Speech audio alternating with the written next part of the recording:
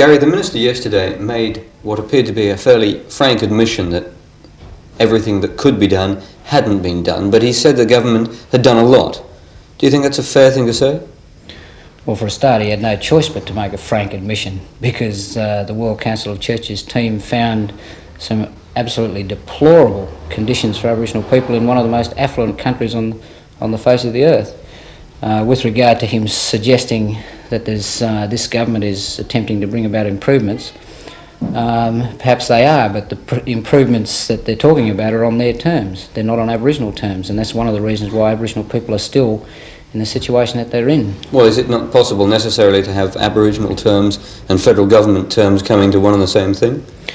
Well, they seem to be mutually exclusive at the moment. The Minister for Aboriginal Affairs at the moment is trying to force Aboriginal health services to operate in a way in which we have known and which we believe has been proven to not work. And the Minister for Aboriginal Affairs is also attempting to obstruct and to destroy the good work that has been done by Aboriginal health services by trying to limit the amount of money that they receive. Now, we believe that our community-controlled health services throughout this country have proven in every major report that's ever been released on Aboriginal health, including the Prime Minister's own personally commissioned one, we have proven to be able to do the job, and yet this Minister for Aboriginal Affairs, who says that things are improving, has the audacity to continue a completely irrational Commonwealth funding policy whereby discredited, ineffective, inappropriate state health departments receive the lion's share of the available money for Aboriginal health. There is no way that Minister can justify continuation of that system. The Prime Minister's own report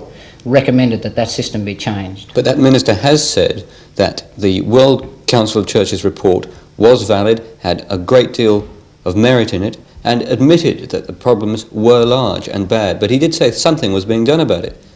He can say something's being done about it till the cows come home. It doesn't alter the fact that this Minister continues to be responsible for enormous wastage of taxpayers' money in discredited state health systems. He continues to be too gutless to stand up to the Queensland Premier Bajelki Peterson and stop the basic denial of civil and human rights in that state to Aboriginal people. He failed miserably, and his predecessor failed miserably in the Noonkanbah dispute, and Aboriginal people themselves around Australia don't seem to be saying that things are improving. The only person who seems to be saying that is the Minister himself. And if I have a choice about who I believe, I'd prefer to believe the Aboriginal people rather than this pathetic trainee Minister. In terms of health in Victoria, I believe that we've made more progress in the last 12 months in Victoria than in any other state, and that has been exclusively because we have quite a remarkable individual in the form of the Health Minister down there, Mr Borthwick.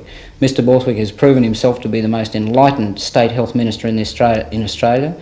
He's publicly stated that his health department had proved itself incapable of even comprehending the needs, let alone doing something about them.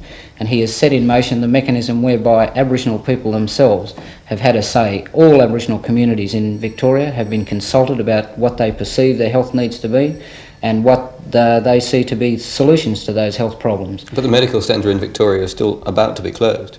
Yes, but that's not the State Health Department's fault. We receive our funds from the Commonwealth Department of Aboriginal Affairs, of whom Senator Peter Boehm is the Minister. And the problems that we have had at the Victorian Aboriginal Health Service have completely been not with the state government but with the federal minister himself, who seems to be trying to single out the Victorian Aboriginal Health Service and treat us as an example to Aboriginal community organisations which get out of hand. In other words, don't do what the minister wants them to do. We believe that we have proven our ability to improve the health of Aboriginal people in Victoria. We believe that our health service down there has proven in every way, shape and form that we're capable of doing it, and yet the Minister refuses to give us the money that we deem necessary to be able to continue the work. Gary, in New South Wales, the Aboriginal problem seems to have been largely ignored to a certain extent. I think that's because of the remarkable public relations machinery of this particular state government in New South Wales. But I can safely say that in terms of health, once again, because that's my area of expertise, this Minister for Health in this state is as bad as the Minister for Health in Western Australia, who is the worst in the country. Gary, just looking around the country again, you said there is money available. If the Aboriginal medical services had control of that money, could they service all the health needs of the Aboriginal people? We could service probably most of the health needs of Aboriginal people throughout Australia. We have proven our ability to deliver a cost-effective, efficient delivery of healthcare to Aboriginal people.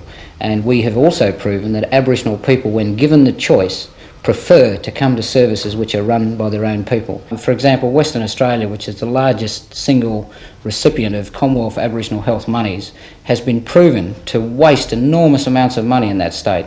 We've found that they've spent things like $100,000 on a sprinkler system to keep the grass green in a hospital up in the north of the state. But the hospital was at least built.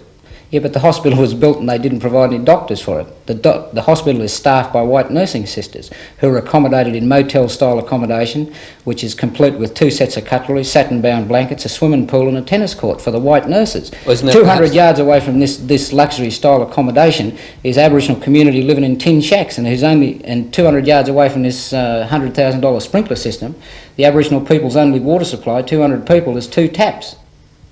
And in that same area of Western Australia, the leprosy attack rate amongst those people is proven to be the highest in the world. In the same area also, the rate of trachoma amongst Aboriginal children over there is absolutely all out of proportion. And people are literally going blind by the dozens in that part of Western Australia.